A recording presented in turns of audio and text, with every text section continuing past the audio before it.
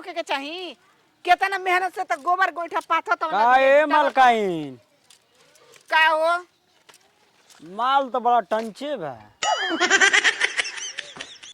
देखा मार न कि एक हेल में कपड़ा फूटिए त जाई। काहे चिंता इतना नहीं कर। गरम होतड़ गो कितना में देबू?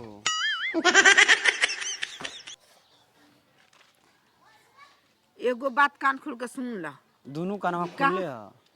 गांव घर के तू देवर लगब आ तारा बोला तड़ा ना तब बर्दाश्त करता दूसर जन रहता न तब मरती लताव ले जे पसर जीतन जा। गांव घर के कोनो भौजाई रही तो यही तरह बोलती। तू हाँ एकदम बेशरम बेहाया बड़ा लाज शरम नहीं के तारा। हां समझा घोर के कि- पी के आइल बड़ा का जनतड़ा हो हमके एमा उमा के कि जाई बा पैसा पूछबा आ दे देही बो। अच्छा ये बताव जेकर सामान रही तो उहे न देही। ये तो गलत पर हम दे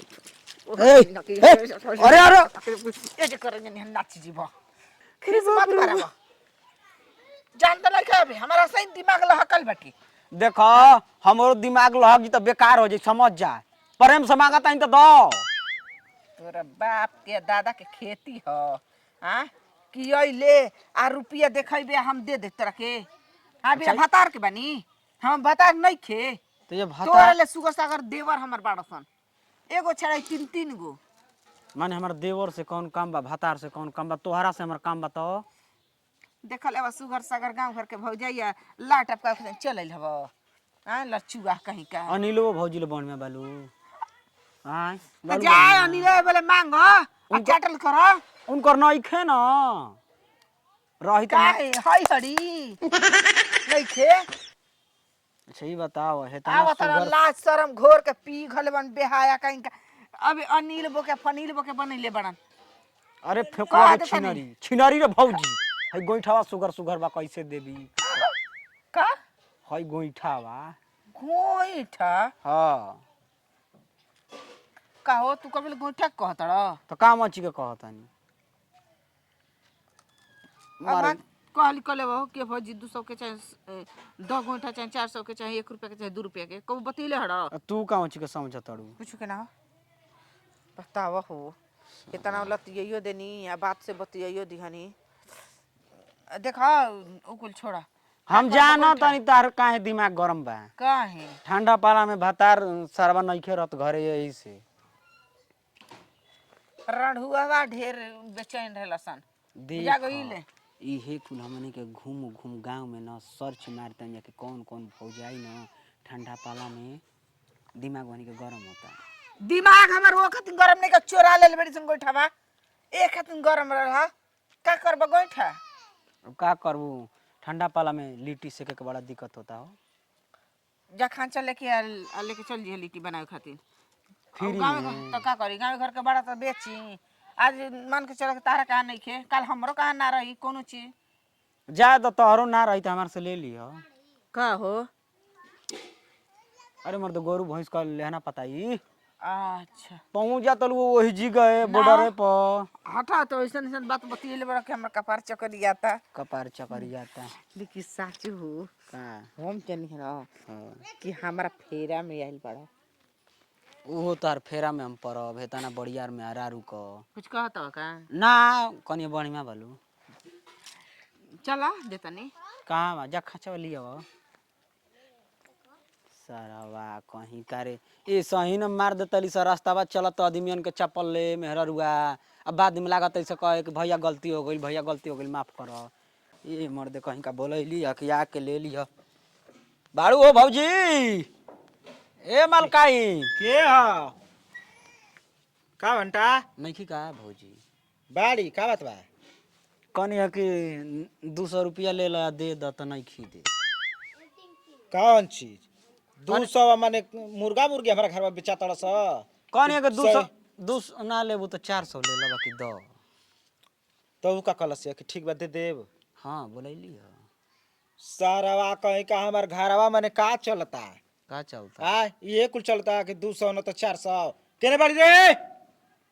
अरे भला खनी कल फेंकू बड़का बुआई रहा लेके गई नटाई फाड़ के का 200 400 में दे तड़ू कल फेंकू के दिहलू आज भंटवा के बोलले बड़ू देवे खातिर। हम बोले थोड़े हनी इहा के कबले मांगत रहल हम तो हम कनी कि अच्छा रह दे तनी नहीं के खाचावा हो बबुआ जना तना कि ले गेल बन जाओ ने सिवान में भतार घर छोड़ के बाहर कमाता तोहर तो घर ही कमी ठीक चलता। कहत हली कि का पैसा थोड़े ले ही वो बिना पैसा क अब फ्रीयो में चलता दुकान। त का करी गांव घर के बड़न त सारा खियाई पियाई हम आ माजा ले मैं गांव घर। तइकर मन करता बाकी आज के डेट में लाज शरम कुछ नहीं खे। देखो भैया बगीचा लगावे जाला अपना खातिर ना पूरा गांव देहात अच्छा पेड़ हम लगा देले बानी आड़ छा माने करे लायक हो गइल बा मैं गांव घर आके मजा ले बा बैठो। अरे गोइठा खातिर नाइल बड़ा लिट्टी खाए के इंगा मन करता है मुर्गा गोईठा खातिर। हाँ कहत ये माई कि जा बच्चा लेके आव कोई घर ले गोईठा मांग लिया पैसो देते तो कहत हली कि का पैसा देबो गांव घर का बात बा कबो तोहार घरे काम लागी तो। अच्छा हम कने कि हां अब साल स्वेटर पीछे लगता गाना में के बिछावत रहल बढ़िया में ले ला बाबा वो खींच का चार के रउन सन कुलू बोले लगता जो दे दे जो देबे के बाद द जाओ का न छ पढ़ोले वाला ना बदे बाबू का होई बाकी के गोईठा के गा के होके त बोल ना पटनी प दू पटनी गोईठा धइले बानी। हम समझ गनी तू का मची के कहत का तू होमा चल गेला एक केली सीधे अब का करबो उहे कुल बतिये होता त। हां चल भैया चल हम उठा दे तो के चला बताबहू हम न जो हतनी जाके खाचा ओ हर लेके चल गुल बेरी जा आवा हो भंटा अब का करी मुंह खोल के मांगे होइल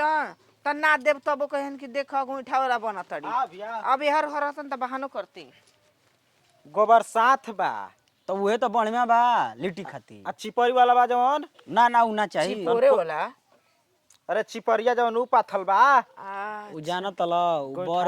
बरेला उतन की घर में बुता जाला त लिट्टी लगाए खातिर ये ठीक पड़ी। लिट्टी लगा के नहीं ठीक बा आ दे के आ खाना दे जा जा खाना खा जा हम ले लेते आजकल का करबो तू काहे के सर काहे का काहे कि 5 गो उठा लिया तो तू 15 गो उठा लेबो के वो विश्वास बा त एके बार नया के लेके जाइहन दोबारा वहिन त मिल जाई। आजकल का करबो जुग जमाना ढेर आगे बढ़ गेल बा सब गैस या हीटर दोनों रखता। जुग जमाना तो आगे बढ़ते बा कि तू हम लोग आगे नहीं खजाना बढ़ अब का करबो 2 गो से जाना तो 3 गो खबे ना त का करब टीम पैदा करब का अभी कहत या 5 साल रुके के। अब रुको जा तो एकर छोटकी बहन कविता बिया के जाते जात मार 3 गो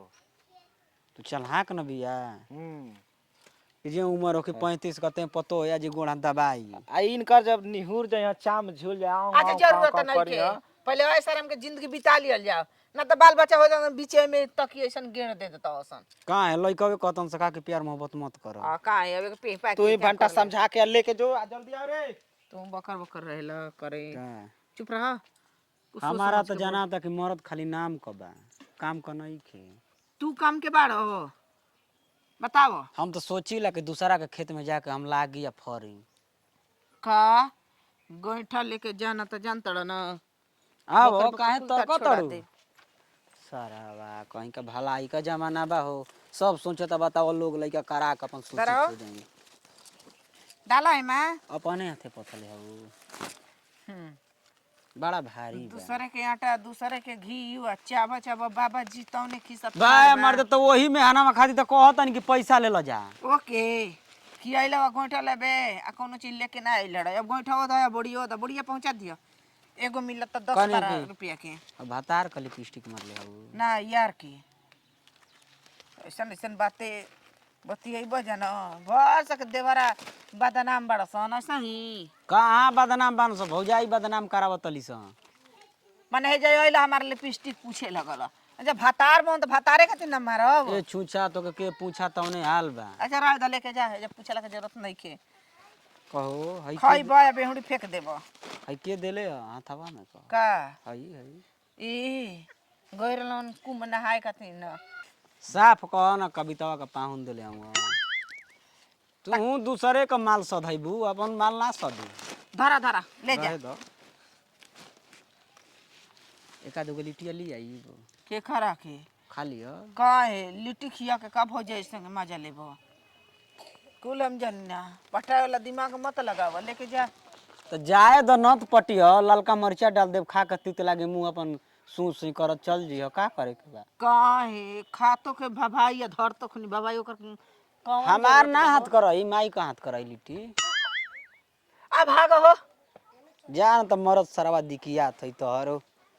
तना की मर्द मेहरारू ई कैंची पर चलत हम सोतन कि कैंची का साम धरा दी त ई सरवा सोतन से मुरचाइले रहे मुरचावा से कतना दिन मुरचाइल रही तो हनी का।